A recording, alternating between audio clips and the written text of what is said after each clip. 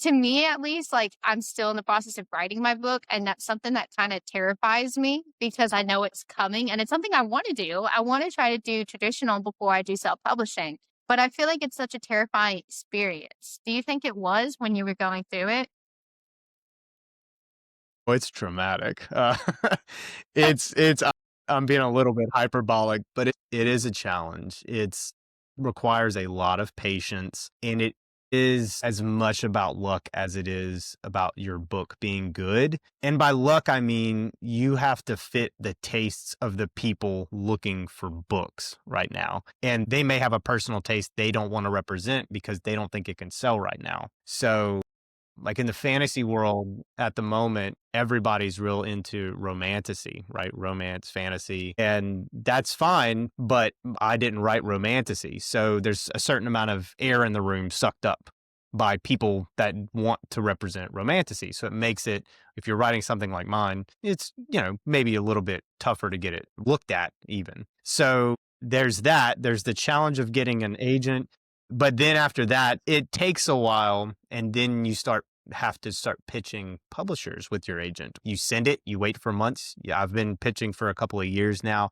And there's just so much rejection, for one reason or another. But it's hard, and you just have to know going into it, if you want to do it, it's going to take time, patience, and a lot of rejection. But I've learned a lot. Like I said, my agent's great. I've learned a lot. I've enjoyed it. Well, it does make me wonder, so you're still steps ahead of me. So, if you were, let's say, at my point right now, is there anything that you can tell me or, like, anyone else who is at kind of like they're still writing it and they haven't even tried getting an agent or anything? Is there anything that you wish you would have known at this point rather than the point that you're at now? I think sobriety about what it really would take to get an agent, kind of what I just told you, is one thing. The other thing is knowing that your work is not going to be a fit for everyone. I think I had this kind of naive desire for my book to make everybody happy, and I tried to Mhm. write it like that too, which I still do. I really enjoy the challenge of trying to write for the broadest audience I can while also writing what I want to write. I think it's fun. I used to write music, and that's how I did music too. I wanted to write for everyone, but it had to resonate with me at a very deep level. And I love that challenge. I think it's fantastic.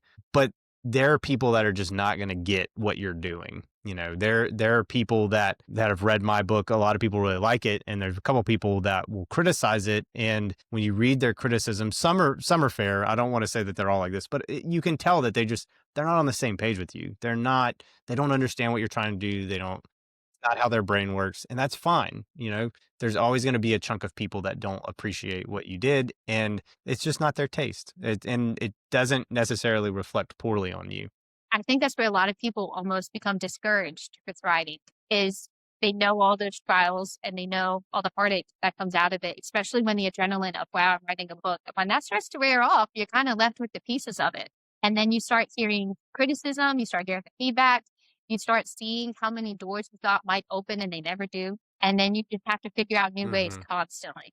And I feel like that's one thing, at least for me, that's why I try to do reenactments. That's why I try to keep researching to keep reminding me of why I wanna do this, why I love this so much. So I feel like that's definitely something that not a lot of people understand about writing until they get into it, you know? Yeah, I mean, it's incredibly vulnerable, and I'm not someone who enjoys being vulnerable at all. But writing, I mean, it is vulnerable, especially the depth that you've described for your writing and the passion that's fueling it. I mean, you are opening yourself up, and Yeah, when you for write sure. like that and people don't like it, that's a dagger to the heart sometimes. But the talent, I think, and the skill to develop is sifting through the criticism and figuring out, when is this something I can use to make my writing better, and when do I need to put it aside because this person just doesn't understand what I'm going for.